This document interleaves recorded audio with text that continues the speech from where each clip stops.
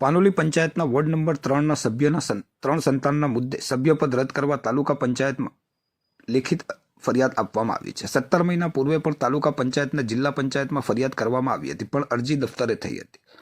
ફરી જરૂરી પુરાવાઓ સાથે રજૂઆત કરતા 20મી માર્ચના રોજ બંને પક્ષોને હાજર રહેવા ટીડીઓ દ્વારા તાકીદ કરવામાં આવી છે।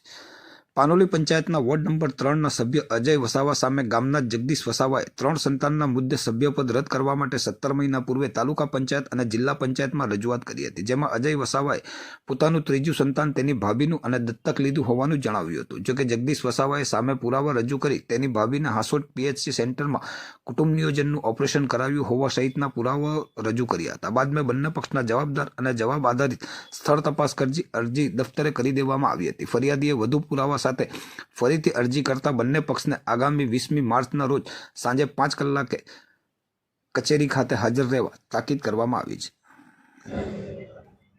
હું જગદીશ વસાવા, ગામ પાનોલી।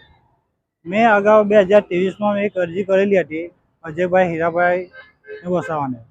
એ ગામ પંચાયતનો સભ્ય છે, તો એમના જે ઓલરેડી એમને જે ત્રીજું બાળક થઈ ગયું, તો એમના પુરાવા મૂકવા છતાં બી ડીડીઓ સાહેબ, કલેક્ટરશ્રી, મામલતદારશ્રી ને ઓલરેડી અમે બધા પુરાવા આપ્યા, છતાં બી 17 મહિના જેવા થયા એમને, તો પણ હજુ લગી કંઈ નિકાલ આવ્યો નથી।